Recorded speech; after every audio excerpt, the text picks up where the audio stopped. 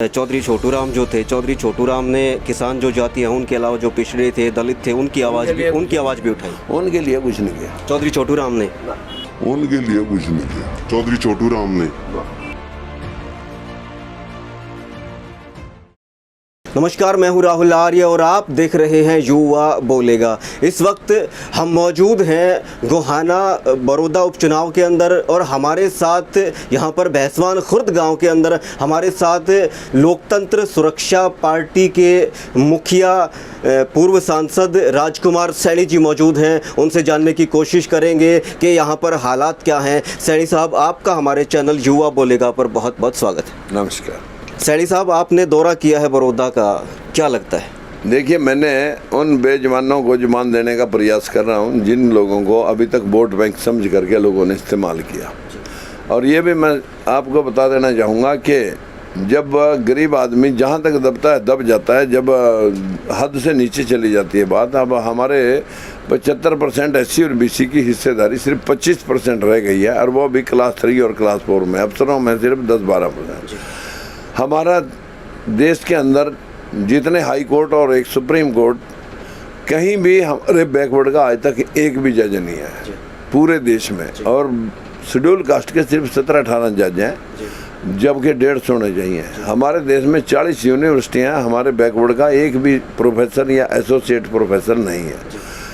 सिर्फ 10-12% असिस्टेंट हैं जो 25,000 वाले। जो मांग आप कर रहे हमारे देश के अंदर सुनो, हमारे देश के अंदर आज तक कैबिनेट का मोदी जी ने वोट लिए बैकवर्ड के, कोई कैबिनेट मिनिस्टर नहीं बनाया। 300 राजदूत बाहर देश में जाते हैं, कोई हमारा राजदूत नहीं गया।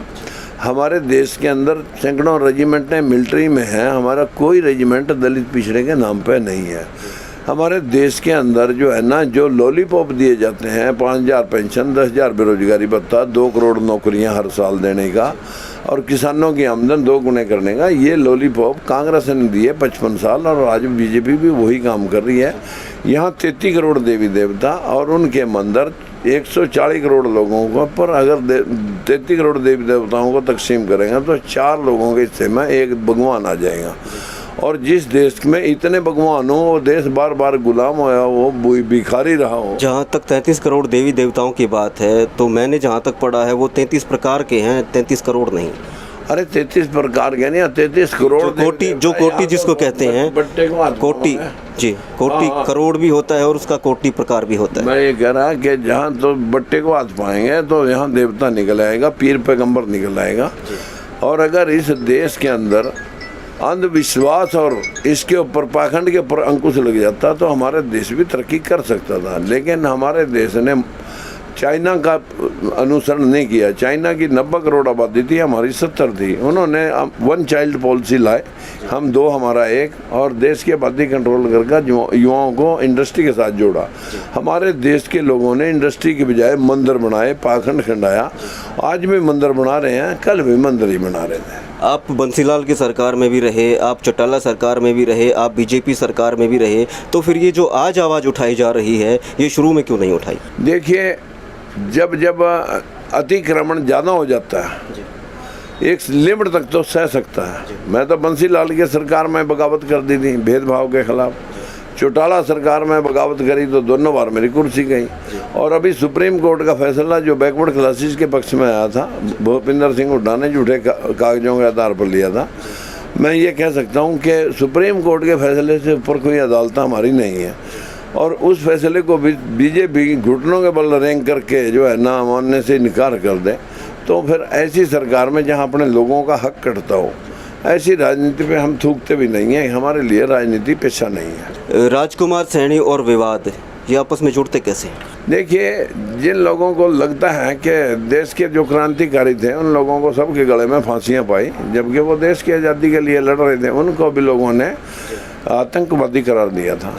सुभाष चंद्र बोस, राजगुरु, सुखदेव, भगत सिंह, उनको आतंकवादी कहा था। ये देश में चाटुकार, चापलूस लोग हमेशा राज करते रहे हैं। लेकिन एक वक्त आ जाता है चोर की भी शामत आती है। अब हम चोरों की धुलाई करेंगे। जाटों के अलावा बाकी और भी किसान हैं, और जहाँ तक बात है जो बैकवर्ड क्लासेस हैं वो भी ज़मीन पट्टे पर लेकर किसानी करती है। तो फिर राजकुमार सैनी जो है वो जाटों का अकेला विरोध क्यों करते हैं? मैं जाटों का विरोध थोड़ा ना करता। अगर एक शब्द कोई दिखा दे कोई मैंने जाति के नाम पर किसी का विरोध किया, मैंने मुख्यमंत्रियों के बेईमानी के खिलाफ विरोध किया। हमने 5 मुख्यमंत्री भजनलाल, बंसीलाल, देवीलाल, ओम प्रकाश चौटाला, भूपिंदर सिंह हुड्डा से पहले भजनलाल जो था वो जो है ना लोगों को नॉन जाट बन के जो है ना झूठ बोलता रहा। बिश्नोई तो चमार, वाल्मीकि, धानक सब है, और जाओ उसके पिता की फर्द निकालो ज़मीन की, अगर वो चौधरी में से ना हो। लेकिन हमारा जाट नॉन जाट की लड़ाई नहीं है, हमारी दलित पिछड़े के साथ हो रही ठगी भेदभाव की लड़ाई है। हमने अपने देश के अंदर जो किसानों के ऊपर भाषण होता है, मजदूरों पे भाषण होता है, दलितों पे भाषण होता है, पिछड़ों पे भाषण होता है, महिला सुरक्षा पे भाषण होता है, इन 5 वर्गों पे पर भाषण होता है। सारी पार्टियां इन पे भाषण देती हैं। इन्हीं का शोषण क्यों? जो किसानों का अगर शोषण कर रहा है, यही मनरेगा स्कीम किसानों के साथ जोड़ दें। 300 रुपये सरकार दे ही रही है कागजों में। 300 रुपये की ऐड अगर सरकार को लेबर में मिल जाएगी तो किसान की आधी लेबर मिल गई तो वो मार नहीं खाता। और जिस मजदूर को 300 रुपये किसान ने दिए, 300 सरकार ने दिए, 600 रुपये 18,000 रुपये महीने के जिस मजदूर को मिल जाएंगे, उसे भी किसी के 5 किलो दाने मांगने की लोड़ नहीं है। देश में वास्तविकता का ज्ञान कितने लोगों को है? ना बंसीलाल ने हड़ चलाया, ना चौटाला ने चलाया, ना भजनलाल ने चलाया, ना देवीलाल ने चलाया। वो तो किसानों का दल तो राजकुमार सैनी को पता है, जिसने 15 साल बैलों का हड़ जोतते हो। चौधरी देवीलाल ने खेती की है, ओम प्रकाश चौटाला ने भी खेती की है। ओम प्रकाश चौटाला खेती कर लेगा, लेटरिन तो जाएगा बैठ कर दिखा दे। चौधरी देवीलाल ने खेती की है। देवीलाल ने खेती करवाई होगी, वो तो बड़े बड़े लोग करवाते रहते हैं। एक बात और बताइए कि जो जाट है चौधरी छोटूराम जो थे, चौधरी छोटूराम ने किसान जो जाति हैं उनके अलावा जो पिछड़े थे, दलित थे, उनकी आवाज़ भी उठाई। उनके लिए कुछ नहीं किया चौधरी छोटूराम के बारे में सैनी साहब का कहना है कि उन्होंने दलितों के लिए कुछ नहीं किया। तो ये थे हमारे साथ राजकुमार सैनी जी। युवा बोलेगा के साथ बने रहिए, देखते रहिए, फिर हाजिर होंगे तमाम ऐसे ही मुद्दों के साथ, नई खबरों के साथ। तब तक के लिए जय हिंद, जय भारत, नमस्कार, वंदे मातरम।